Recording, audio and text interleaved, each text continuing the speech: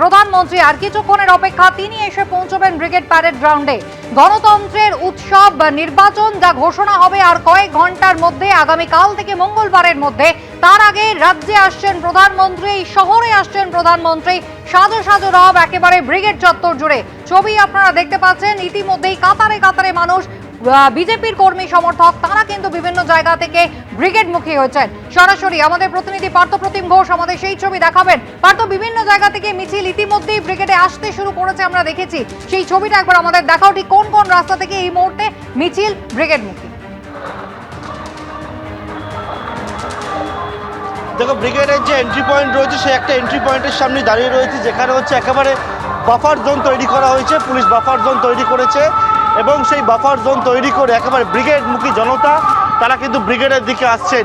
কেউ উত্তরবঙ্গ থেকে, কেউ দক্ষিণবঙ্গ থেকে তারা এসে পৌঁছাচ্ছেন। একেবারে এই যে জায়গা রয়েছে, এখান থেকে যে এন্ট্রি গেট রয়েছে ব্রিগেডে প্রবেশ করার, সেই ব্রিগেডে এন্ট্রি গেটে তারা কিন্তু আসছেন এবং একেবারে আজকের বিধানসভা ভোটের আগে অক্সিজেন সংগ্রহ করতে তারা আসছেন। তারা বলছেন যে আজকে প্রধানমন্ত্রী কি বার্তা দেন, নরেন্দ্র মোদী কি বার্তা দেন, সেই বার্তা শোনার জন্য তারা আসছে।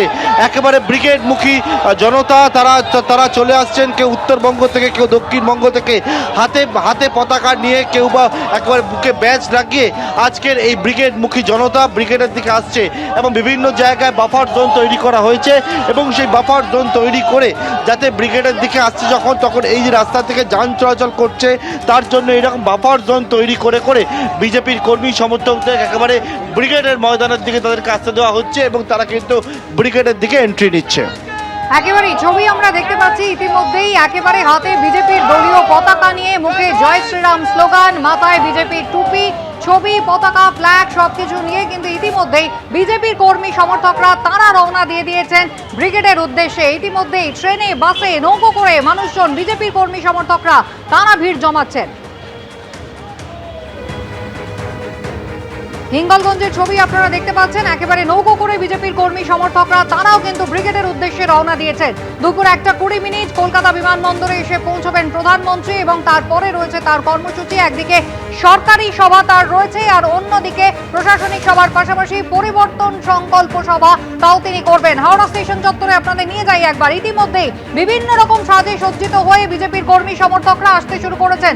ঐশী মুখোপাধ্যায় সরাসরি। ঐশী,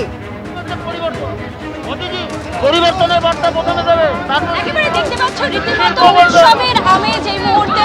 ব্রিগেডমুখী মিছিল, মোদী জনসভা থেকে কি বার্তা দেবেন তা শুনতে কিন্তু দেখতে পাচ্ছ। দুর্গাপুর থেকে যারা এসেছেন তারা একেবারে রং বেরঙের সাজে। আমি কথা বলার চেষ্টা করব, কি বার্তা দেবেন আজকে প্রধানমন্ত্রী? আজকে খুব আনন্দের বার্তা পাবো, পরিবর্তনের বার্তা পাবো, পরিবর্তনের বার্তা পাবো। আজকে পরিবর্তন, অত্যাচারের জন্যই পরিবর্তন চাইছি। শিল্প চাই প্রথমে,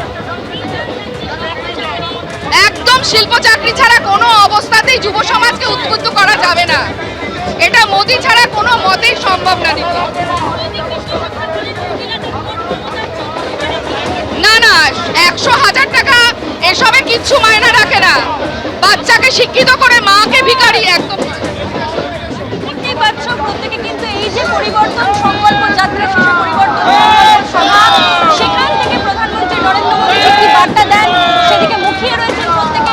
এবং রীতিমতো দেখাতে বলবো অজয়কে ছবিটা, বাজনা বাজিয়ে রীতিমতো উৎসবের আমেজে তারা ব্রিগেডমুখী মিছিল করছেন এবং সেই উত্তেজনা নিয়ে কিন্তু তারা মিছিল করে যাচ্ছেন সে সবার দিকে, যেখান থেকে আজকে কোথাও গিয়ে অক্সিজেন জোগানো হবে। প্রধানমন্ত্রী নরেন্দ্র মোদী খোঁজ রাখবেন, বক্তব্য রাখবেন এবং সেইখান থেকে কোথাও গিয়ে এই বিধানসভা নির্বাচনের লড়াইয়ের যে রুট ম্যাপ সেইটা নির্দিষ্ট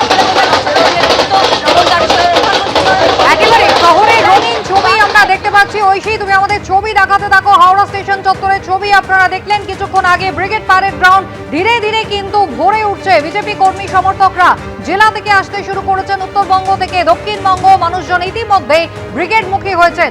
এবিপি আনন্দ, এগিয়ে থাকে, এগিয়ে রাখে।